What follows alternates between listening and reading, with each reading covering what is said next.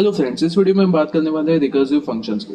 Recursion का मतलब है जब भी फंक्शन अपने आप को वापस कॉल करे। अभी तक हमने जो फंक्शंस देखे वो नॉर्मल फंक्शंस है, जिसमें क्या होता है कि हमने कुछ डेफिनेशन लिख दी फंक्शन की, और फिर उस डेफिनेशन का काम ही यही है कि हमें जो भी टास्क है वो करके दे। राइट, वो पर्टिकुलर फंक्शन करके दे। जैसे कि हम एवरेज का फंक्शन लिख सकते हैं, सम का फंक्शन लिख सकते हैं। तो सम का फंक्शन अगर मैंने लिखा है तो वो क्या करके देगा, जो भी आर्गुमेंट्स में पास कर रहा हूँ उनका समेशन करके देगा। एवरेज का फंक्शन लिखा है तो वो क्या करेगा, जो भी आर्गुमेंट्स में पास करूँ उन नंबर्स की एवरेज निकाल के वो मुझे दे देगा। अब हम एक अलग टाइप के फंक्शन सीखने वाले हैं इस वीडियो में, जिसका जिसका जिसको कहते हैं हम रिकर्सिव फंक्शंस। तो रिकर्सिव फंक्शंस का मतलब क्या है कि फंक्शन की जो डेफिनेशन होगी उसके अंदर हम वापस से वही फंक्शन को कॉल करेंगे। राइट, ये तो गड़बड़ लग रही है वैसे सुन के तो, कि कैसे आप वही फंक्शन को कॉल करके जो भी टास्क हमें कंप्लीट करना है वो कर पाएंगे। एक एग्जांपल देके मैं ये चीज एक्सप्लेन करना चाहूंगा। लेट्स से हमें फैक्टोरियल निकालना है। तो फैक्टोरियल क्या होता है वो होपफुली आपको पता होगा, पर फिर भी यहाँ पे एक बार रिवाइज कर लेते हैं। लेट्स से मुझे 6 फैक्टोरियल निकालना है। 6 फैक्टोरियल का मतलब क्या है, 6 times 5 times 4 times 2 times 1। In general आप ऐसे समझ सकते हैं इसको कि अगर मुझे n फैक्टोरियल निकालना है, n फैक्टोरियल के लिए मैं क्या करूंगा, n into N minus one into N minus two up to मैं जाऊंगा 1 तक, और इन नंबर्स का जो मल्टीप्लीकेशन होगा वो मेरा n फैक्टोरियल होगा। इन अदर वर्ड्स मैं इसको मैथमेटिकली ऐसा भी लिख सकता हूँ कि it's nothing but multiplication of numbers, let's say from 1 to n, okay, and we are going to multiply these numbers, right? So I is going from 1 to n, और 1 to n जो भी numbers हैं उन सबको अगर मैं multiply कर दूं और जो नंबर मुझे मिलेगा वो हो जाएगा मेरा n फैक्टोरियल। जैसे यहाँ पे 6 फैक्टोरियल क्या होगा, 6 into 5 into 4 into 3 into 2 into 1। Similarly 5 factorial क्या होगा, 5 into 4 into 3 into 2 into 1। 4 factorial होगा 4 इंटू 3 इंटू 2 इंटू 1। 3 फैक्टोरियल होगा 3 इंटू 2 इंटू 1। 2 फैक्टोरियल होगा 2 इंटू 1। और ये हमारा बेस केस है, जैसे कि 1 फैक्टोरियल होगा 1। ठीक है, अब इसको थोड़ा और डिटेल में समझते हैं। ये जो पर्टिकुलर 6 फैक्टोरियल का जो एक्सप्लेनेशन दिया है उसको ब्रेकअप करते हैं।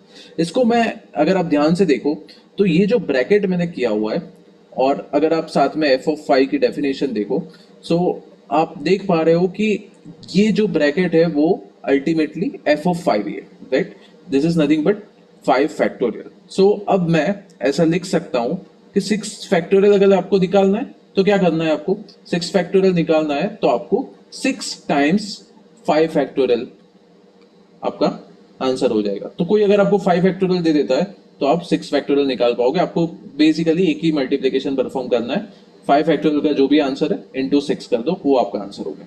सिमिलरली अगर हम आगे बढ़े तो 5 फैक्टोरियल अगर आपको निकालना है तो आपको क्या करना पड़ेगा कि कोई अगर आपको 4 फैक्टोरियल दे देता है, सो आप बेसिकली क्या करोगे, वो 4 फैक्टोरियल का जो भी आंसर होगा उसके साथ आप 5 को मल्टीप्लाई कर दोगे तो आपका एफ ऑफ 5 बन गया।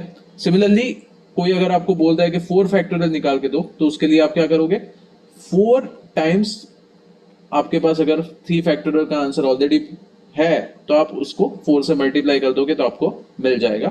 और आगे बढ़ते हैं, अगर आपको कोई बोल रहा है कि 3 फैक्टोरियल निकाल के दो और आपके पास ऑलरेडी 2 फैक्टोरियल का आंसर है, तो आप 3 से मल्टीप्लाई कर दोगे तो आपको मिल जाएगा फैक्टोरियल 3।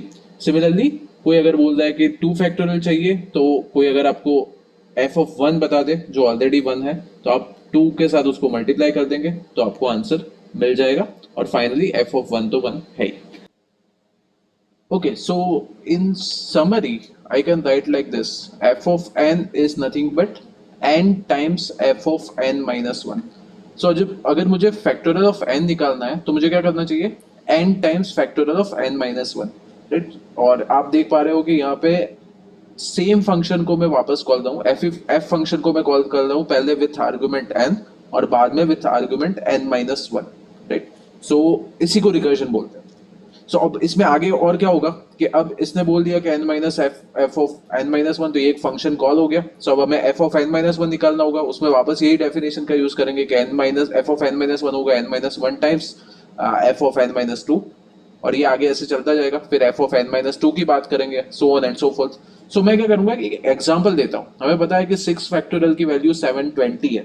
ठीक है, अब 6 फैक्टोरियल कैसे कंप्यूट होगा यूजिंग रिकर्जन, ये समझते हैं तो आपको पूरा समझ में आ जाएगा कि रिकर्जन कैसे वर्क करता है। राइट, सबसे पहले क्या होगा कि आप, मैंने एज्यूम करो मैंने एक एफ फंक्शन लिखा हुआ है। डेफ एफ करके कुछ लिखा हुआ है, क्या लिखा हुआ है मुझे नहीं पता, पर ये फंक्शन क्या करने वाला है, बेसिक आइडिया उसके अंदर ये है कि ये लिखा हुआ है मैंने कि एफ के अंदर मैंने ऐसा लिखा हुआ है कि यहाँ पे एन होगा, तो मैं यहाँ पे रिटर्न करवा रहा हूँ N times F of N minus one, right, ऐसा कुछ लिखा हुआ है। फॉर्मली अभी हम जल्द देखेंगे, बट इतना नॉलेज अभी के लिए सफिशिएंट है। तो मैं क्या करूंगा, सबसे पहले शुरू करेंगे हम function call F of six के लिए। सबसे पहले मैंने कॉल किया एफ ऑफ सिक्स, ठीक है। एफ ऑफ सिक्स बोलेगा कि सिक्स फैक्टोरियल चाहिए तो 5 फैक्टोरियल लेके आओ, फिर मैं 6 से मल्टीप्लाई करके आपको आंसर दूंगा, राइट। सो ये ऐसे टॉप टू बॉटम जाएगा। अब एफ ऑफ 5 का मतलब है अपने फंक्शन को कॉल किया विद पैरामीटर 5, तो एफ ऑफ 5 बोलेगा 5 फैक्टोरियल चाहिए तो पहले 4 फैक्टोरियल लेके आओ, फिर मैं 5 से मल्टीप्लाई करके आपको आंसर दूंगा। फिर और आगे जाओगे आप, एफ ऑफ 4 बोलेगा कि आप एफ ऑफ 3 लेके आओ, फिर मैं एफ ऑफ 3 के साथ 4 को मल्टीप्लाई करके आंसर दूंगा। एफ ऑफ 3 बोलेगा कि आप एफ ऑफ 2 लेके आओ, फिर मैं आंसर दूंगा। एफ ऑफ 2 बोलेगा कि आप एफ ऑफ 1 लेके आओ और फिर मैं आंसर दूंगा। और एफ ऑफ 1 का आंसर हमें पता है, ये हमारा बेस केस है एफ ऑफ 1, और यहाँ पे हमें आंसर पता होगा तो यहाँ पे हम रुकेंगे। सो यहाँ पे फ्लो समझना बहुत जरूरी है। अभी तक हमने क्या किया कि हम टॉप टू बॉटम गए। टॉप टू बॉटम का मतलब क्या है, पहले एफ ऑफ 6 कॉल हुआ, फिर एफ ऑफ 5 कॉल हुआ, फिर एफ ऑफ 5 से एफ ऑफ 4 कॉल हुआ, एफ ऑफ 4 से एफ ऑफ 3 कॉल हुआ, एफ ऑफ 3 से एफ ऑफ 2 कॉल हुआ, एफ ऑफ 2 से एफ ऑफ 1 कॉल हुआ, और अब हम यहाँ पे रुक गए। एफ ऑफ 1 का आंसर क्योंकि हमें पता है कि ये बेस केस है, तो F of 1 is equal to 1, ये हमें पता है। तो अब हम वापस जाएंगे। अब वापस जाएंगे तब क्या होगा, तब इंटरमीडिएट जो भी फैक्टोरियल पेंडिंग है वो सारे कैलकुलेट होते रहेंगे। जैसे F of 1 is equal to 1, ये सबसे पहले ये कॉम्प्यूट हुआ, फिर 2 टाइम्स 1 इज इक्वल टू 2, ये वैल्यू रिटर्न हो जाएगी 2 के पास, तो एफ ऑफ 2 अब कंप्यूट हो गया और उसकी वैल्यू 2 मिल गई। 2 times 3 which is nothing but 6, ये एफ ऑफ 3 की वैल्यू अब कंप्यूट हो गई। अब आप वापस जा रहे हैं, डायरेक्शन अब रिवर्स हो रही है, आप देख पा रहे हो। 6 टाइम्स 4 इज नथिंग बट 24, ये वैल्यू मिल गई और एफ ऑफ 4 कंप्यूट हो गया। 24 times 5 which is nothing but 120, ये वैल्यू कंप्यूट हो गई और एफ ऑफ 5 पे पहुंच गए। और 120 times 6 which is nothing but 720, और ये फाइनल हमें आंसर मिल गया एफ ऑफ 6 का। सो यही है हमारा रिकर्जन। यहाँ पे सबसे इंपॉर्टेंट चीज है कि जो भी पैरामीटर आप पास कर रहे हो, अल्टीमेटली आपको ये ध्यान रखना है कि आप बेस केस सही से मेंशन करो और बेस केस तक आप पहुंचो। अगर आप पहुंचोगे नहीं तो आप कभी रुकोगे नहीं, तो ये इनफाइनाइट लूप का प्रॉब्लम आपको देगा। और इनफाइनाइट लूप के प्रॉब्लम में आप क्या कर रहे हो, बेसिकली प्रोसेसिंग पावर का मिसयूज कर रहे हो, राइट, और आपका प्रोग्राम कभी भी टर्मिनेट नहीं होगा। तो ये आपको ध्यान में रखना है कि आपको बेस केस तो मेंशन करना ही है सही से, ताकि आपका प्रोग्राम रुके। नहीं तो आप देख पा रहे हो डेफिनेशन में क्या, एफ ऑफ एन चाहिए n-1 कंप्यूट करो, n-1 चाहिए n-2 कंप्यूट करो, तो ये चलता ही जाएगा। आपको बेस केस दोगे तब ये रुकेगा। जैसे यहाँ पे एफ ऑफ 1 पे रुक रहा है, साथ में आप एफ ऑफ 0 भी दे सकते हो कि 0 फैक्टोरियल इज 1, ये भी आप बेस केस में रख सकते हो। सो ये सही टाइम है अब फॉर्मली प्रोग्राम को देखने और समझने के लिए कि कैसे फैक्टोरियल वर्क करता है। सो यहाँ पे आप देख पा रहे हो मैंने फॉर्मल प्रोग्राम लिखा हुआ है। Definition factorial n, parameter n पास किया, if n is equal to 0, n is equal to 1, then I will return 1, otherwise I will return n times factorial of n-1। तो यही रिकर्जन है। और मैं कॉल कर रहा हूं लेट्स से 6 के लिए, तो 6 के लिए मुझे आंसर मिल रहा है 720। अब एक और प्रॉब्लम लेते हैं। प्रॉब्लम फेमस है फिबोनाची सीक्वेंस का, आपको पता होगा, नहीं पता हो तो भी कोई बात नहीं, मैं अभी आपको एक्सप्लेन कर रहा हूँ फिबोनाची सीक्वेंस क्या होती है। बेसिकली इसमें पहले 2 नंबर्स में फिक्स कर लेता हूँ। पहला नंबर है 0 ये सीक्वेंस का, दूसरा नंबर है 1। नेक्स्ट जो नंबर होगा ये इन दोनों का समेशन होगा, 0 + 1 is 1, नेक्स्ट नंबर ये मिल गया मुझे 1। नेक्स्ट जो नंबर होगा ये इन दोनों का समेशन होगा, which is nothing but 1 + 1 2। Next जो नंबर होगा ये इन दोनों का समेशन होगा, so next number will be 3। इसके बाद वाला नंबर 3 + 2 5, इसके बाद वाला नंबर 5 + 3 8। होपफुली आपको समझ में आ रहा है क्या हो रहा है ये सीक्वेंस में। अब मैं क्या करूंगा, इसका इंडेक्स भी लिख देता हूं ताकि पता चले कि कौन से फिबोनाची नंबर की मैं बात कर रहा हूं, ठीक है। सो इसका इंडेक्स स्टार्ट होगा लेट्स से 0 से। First number 0th number is 0, first number is 1, second number is 1, third number is 2, fourth number is 5, fifth number is 5 and sixth number is 8, so on and so forth। और आपको programme लिखना है kth Fibonacci number को compute करने का। So idea क्या होगा यहाँ पे, रिकर्जन क्या होगा कि kth नंबर अगर चाहिए आपको, let's say k is equal to 5, तो फिफ्थ अगर आपको चाहिए, फिबोनाची ऑफ 5 अगर आपको चाहिए तो वो होगा Fibonacci of 4 plus Fibonacci of 3। और अगेन यहाँ पे रिकर्जन लगेगा। फिबोनाची 4 कैसे निकालोगे, again same definition, Fibonacci of 4 is nothing but Fibonacci of 3 plus Fibonacci of 2। 3 कैसे निकालोगे, right, so in general definition में लिख देता हूँ ताकि आपको पता रहे कि क्या कर रहे हैं हम। Fibonacci of k is nothing but Fibonacci of k -1 plus Fibonacci of k -2। सो ये रिकर्सिव डेफिनेशन का यूज करते हुए हमें निकालना है f of 5, ठीक है। सो अब क्या होगा इसमें, ज्यादा डिटेल में मैं नहीं बता रहा हूँ, बट बेसिक आइडिया जैसा फैक्टोरियल में है वैसा ही होगा कि f5 कॉल होगा तो f5 के साथ साथ f(4) f(3) कॉल होगा, फिर f(4) के लिए f(3) f(2) कॉल होगा, फिर f(3) यहाँ पे के लिए f(3) f(2) कॉल होगा, राइट। ऐसे ऐसे आगे आप जाते जाओगे, राइट।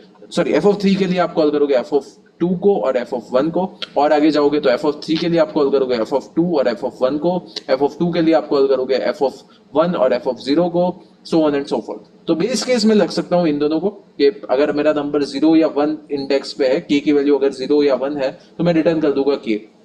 क्यों ऐसा मैं कर रहा हूँ?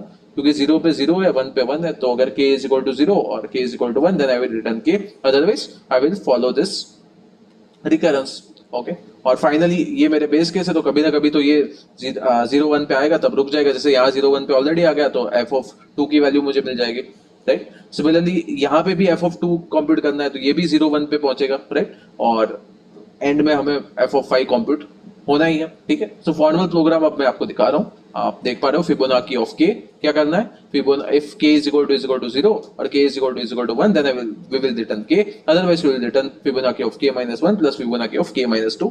और अब मैं इस फिबोनाची 5 को कॉल कर रहा हूँ, उसको प्रिंट करवा रहा हूँ, तो फिफ्थ नंबर मुझे मिल रहा है 5, और लेट्स वेरीफाई फिफ्थ पे 5 है कि नहीं। फिफ्थ पे 5 है, then we are correct, right. So basic advantage क्या है रिकर्जन का कि बहुत ही सिंपल हो जाता है। आपका कोड ज्यादा कुछ लिखना नहीं है आपको, बट अंडरस्टैंडिंग होनी चाहिए। प्रोग्राम स्ट्रक्चर आपका ऐसा नहीं कि हर बार आप रिकर्जन का यूज कर पाओगे। अगर आपका प्रॉब्लम ऐसा है कि उसको आप सब प्रॉब्लम के टर्म्स में, स्मॉलर सब प्रॉब्लम के टर्म्स में अगर आप उसको रिप्रेजेंट कर पा रहे हो, ऐसी रिकर्सिव डेफिनेशन अगर आप दे पा रहे हो आपके प्रॉब्लम को, तो आप रिकर्जन का यूज कर सकते हो, और फिर आपका कोड बहुत ही स्मॉल और होगा, राइट, बहुत ही छोटा होगा, बट फिर भी जो रिक्वायर्ड टास्क है वो आपका अचीव हो जाएगा। बहुत ज्यादा कुछ इसमें सोचना नहीं पड़ेगा, राइट। मेन एडवांटेज ये है रिकर्जन का। अगर आपको रिकर्सिव डेफिनेशन अच्छे से आ गई, बेस केस समझ में आ गया, तो बहुत ही इजीली आप कॉम्प्लेक्स प्रॉब्लम को सॉल्व कर पाओगे। Thank you.